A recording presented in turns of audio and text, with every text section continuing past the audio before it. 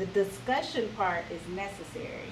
Even when I teach class, I tell my class the learning happens in the discussing part of things, right? It's very different to sit and listen to someone talk. But if you're not engaged in the discussion, it actually limits the learning. So I'm very open to that, yes.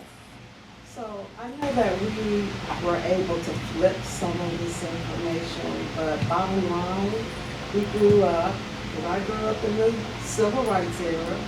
We grew up not feeling confident.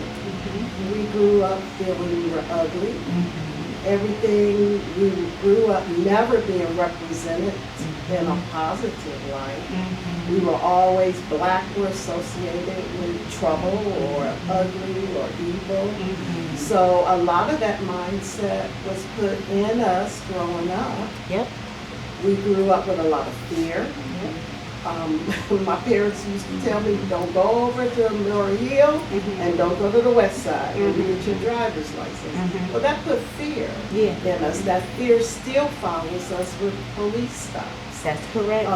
My client was talking to me, he was in the car, police, he said he was eating and unraveling a sandwich. He may have swerved a little bit. Police pulled him over, his son, 7 years old, in the back seat. He said he lost it because his son said, Dad, I'm scared. And he said, I was so fearful that I couldn't reach back and comfort him. So our fear levels are totally off the track in interacting, being in communities and places that just the color of our skin brought fear.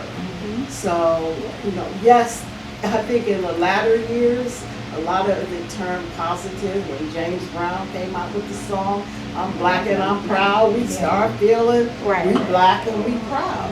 But prior to that, even though our parents, grandparents made it happen, but they weren't, they didn't have a lot of the positive messages of who they are, where their values were.